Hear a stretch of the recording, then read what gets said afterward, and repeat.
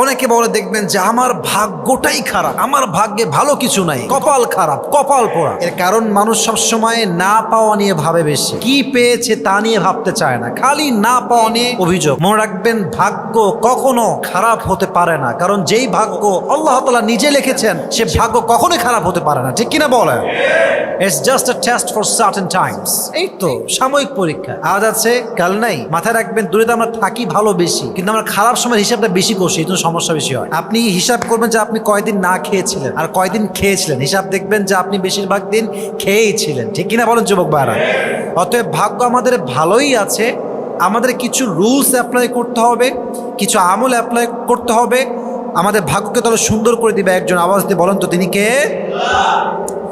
Believe in destiny, I mean ইমান ফিত তাকদীর, ইমান বিত তাকদীর। এই যে ভাগ্যে বিশ্বাস করা, এটা হচ্ছে ইমানের একটা অংশ। কিসের অংশ? ইমানের অংশ। ইমান যার আছে সে ভাগ্যে বিশ্বাস করে। মাথায় রাখবেন আল্লাহ তাআলা মানুষের ভাগ্য নির্ধারণ করেছে মোট 4 ভাবে। বলেন সবাই কয় ভাগে? প্রথম ভাগ আসমান এবং জমিন সৃষ্টির 50,000 বছর আগে। কত হাজার বছর আগে? আরেকটা হচ্ছে আদম আলাইহিস সালাতু ওয়াস সালামের পৃষ্ঠদেশে যখন মানুষ ছিল তখন আল্লাহ ভাগ্য নির্ধারণ করেছেন। 3 নম্বর হচ্ছে মানুষ যখন মায়ের গর্ভে ছিল, মাতৃগর্ভে, তখন তার ভাগ্যের সব কিছু লিখেছে একজন। আওয়াজ দিয়ে বলেন তো তিনি কে?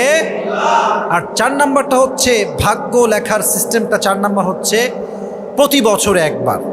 প্রতি বছরে কয়বার? তবে এই রাত নিয়ে মানুষের মাঝে, ওলামা একরামদের মাঝে মতনৈক্য আছে। অনেকে আমরা দেখবেন লাইলাতুল বারাতে মসজিদে গিয়ে ভিড় করি, মাজারে গিয়ে বিশাল বড় আয়োজন, খিচুড়ি, বিরিয়ানি, লাইট সব জ্বালায়, দোয়া করে ওই দিন মানুষ, কারণ ভাবে এটাই হয়তো ভাগ্য পরিবর্তনের রাত। এই ক্ষেত্রে কিছু মতামত আছে, সেটা ঠিক আছে, বাট বেশিরভাগ ওলামা একরামদের মতামত হচ্ছে এরকম যে ভাগ্য নির্ধারণ করা হয় যে রাতে, রাতটার নাম লাইলাতুল বারাত নয়, বরং এই রাতটার নাম হচ্ছে লাইলাতুল কদর। বলেন সবাই রাতটার নাম লাইলাতুল কদর। এবং এই ব্যাপারে কোরআনও সাক্ষ্য দেয়। কোরআনে আল্লাহ তাআলা বলেছেন ইন্না আনজালনাহু ফি লাইলাতিন মুবারাকা, এই কোরআনটাকে আমি নাজিল করেছি একটা বরকতপূর্ণ রাতে। এই যে লাইলাতুল মুবারাকা, ফি লাইলাতিন মুবারাকা, এই রাতটা কোন রাত? এই ক্ষেত্রে মতামত আর কি, কেউ বলে লাইলাতুল বারাত আর কেউ বলে লাইলাতুল বারাত, বাট গ্রহণযোগ্য মত হচ্ছে লাইলাতুল কদর। অতএব আমরা সেটাতে বেশি বেশি আমল করব, বেশি বেশি দোয়া করবো। রাজি আছেন তো ইনশাআল্লাহ? আমরা আজকে ভাগ্য পরিবর্তনের মোট 6টা আমল জানবো যুবক ভাই। বলেন সবাই কয়টা আমল? 6টা। নাম্বার 1, যদি ভাগ্য পরিবর্তন করতে চান, ভাগ্যে ভালো কিছু দেখতে চান, পুরো বছরের প্রত্যেকটা মুহূর্ত, প্রত্যেকটা মিনিট, প্রত্যেকটা সেকেন্ড, প্রত্যেকটা দিন আপনি কি করবেন? ইমান এবং তাকওয়ার চর্চা করবেন। রাজি আছেন তো ইনশাআল্লাহ? ইমান যার শক্ত, তাকওয়া যার শক্ত, আল্লাহকে যে ভয় করে, যার হৃদয়ে দৃঢ় বিশ্বাস আছে, দৃঢ় ইমান আছে, শক্তিশালী ইমান আছে, সে কখনো তার ভাগ্য নিয়ে হতাশ হতে পারে। 1 নাম্বার ইমান এবং তাকওয়ার চর্চা করতে হবে। 2, ভাগ্যে যদি ভালো কিছু লিখতে চান, ভালো কিছু চান, বেশি বেশি ইস্তেগফার পাঠ করবেন। সকলেই পড়েন আস্তাগফিরুল্লাহ। হাদিসে আসছে যে ব্যক্তি বেশি বেশি ইস্তেগফার পাঠ করে তার সমস্ত বিপদকে দূর করে দেয়। একজন আওয়াজ দিয়ে বলেন তিনি কে? বেশি বেশি ইস্তেগফার পাঠ করলে বান্দার রিজিকে বরকত দান করে একজন, তিনি কে? বেশি বেশি ইস্তেগফার পাঠ করলে বান্দার হায়াতও বাড়িয়ে দেয়। সুবহানাল্লাহ পড়েন সবাই। ইস্তাগফিরু রাব্বাকুম ইন্নাহু কানা গফফারা। নূহ আলাইহিস সালাতু ওয়াস সালাম তার কওমের লোকদেরকে বলেন তোমরা আল্লাহর কাছে ক্ষমা চাও, ক্ষমা প্রার্থনা করো, কারণ তিনি ক্ষমাশীল, তিনি দয়াময় প্রভু। অতএব আমরা সবাই বেশি বেশি ইস্তেগফার পাঠ করবো। রাজি আছেন তো ইনশাআল্লাহ? 2 নাম্বার। 3 নাম্বার, যদি ভাগ্যে ভালো কিছু চান, এটা খুবই জরুরি আসলে আমাদের সবার জন্য, specially for the women, for the girls, মেয়েদের জন্য খুবই জরুরি বিষয়টা। এটা হচ্ছে ভাগ্যে যা আছে রিদা বিল কদা, ভাগ্যে আল্লাহ যতটুকু লিখে রেখেছেন, যতটুকু পেয়েছেন, কুড়ে ঘর হোক, টিনের ঘর হোক, দেওয়ালের ঘর হোক, অথবা ফ্ল্যাট হোক, অথবা ডুপ্লেক্স ট্রিপ্লেক্স হোম হোক, যতটুকু আল্লাহ দিয়েছেন you have to be happy with that. আল্লাহ যা দিয়েছে তাতেই আমি সুখী। পড়েন আলহামদুলিল্লাহ। কোরআনে আল্লাহ তাআলা বলেছেন লাইন শাকারতুম লাযীদান্নাকুম ওয়া লাইন কাফারতুম ইন্না আযাবি লাশাদীদ। যে বান্দা আল্লাহর শুকরিয়া জ্ঞাপন করে, যে বান্দা আল্লাহর কাছে শুকরিয়া আদায় করে, তার নিয়ামতকে ডবল করে দেয় একজন, তিনি কে? আর যে বান্দা বারবার বলে আমার নাই, কিছু নাই, হতভাগা, আমার কপাল পোড়া, লাইন কাফারতুম ইন্না আযাবি লাশাদীদ।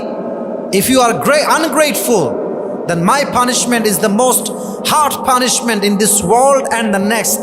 যে নাশকর হয়, অকৃতজ্ঞ হয়, তাকে দুনিয়া এবং আখিরাত সব জায়গায় শাস্তি দেয় একজন, তিনি কে?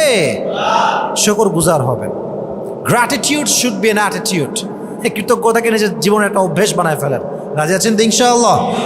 আল্লাহ আমাদের সবাইকে বোঝার তৌফিক দান করুন, সকলেই পড়া আমিন। 4 নাম্বার, বেশি বেশি দান এবং সাদাকা করা। ইয়ামহাকুল্লাহু রিবা ওয়া ইউরবিস সাদাকাত। আল্লাহ তাআলা সুদকে হারাম করেছেন এবং দানটাকে আল্লাহ এমন একটা প্রসেস বানিয়েছেন, আপনি 1 পয়সা দিবেন, ওইটাকে আল্লাহ কয়েকদিন পরে, কিছু সময় পরে ডবল করে আপনার হাতেই আবার ফিরাই দিবে। সুবহানাল্লাহ পড়বেন না আপনারা? যে ব্যক্তি দান করে, হাদিসে আসছে আল্লাহ দানটাকে পেলে পুষে বড় করে এবং একদিন এটা বিশাল বিশাল বড় হয়ে যায়, পালতে পালতে বিশাল বড় হয়ে যায়।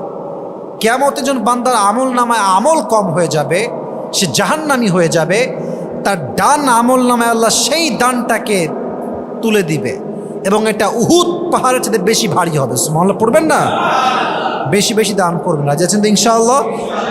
5 নাম্বার, এটা খুবই দামি। If you wanna change your destiny, then please make supplication as much as you can. দোয়া সবচেয়ে বড় হাতিয়ার বান্দার তাকদীরের জন্য, ভাগ্যের জন্য। হাদিসে আসছে আত-তাকদীরু লা ইয়ারুদ, ভাগ্যের কোনো পরিবর্তন নাই।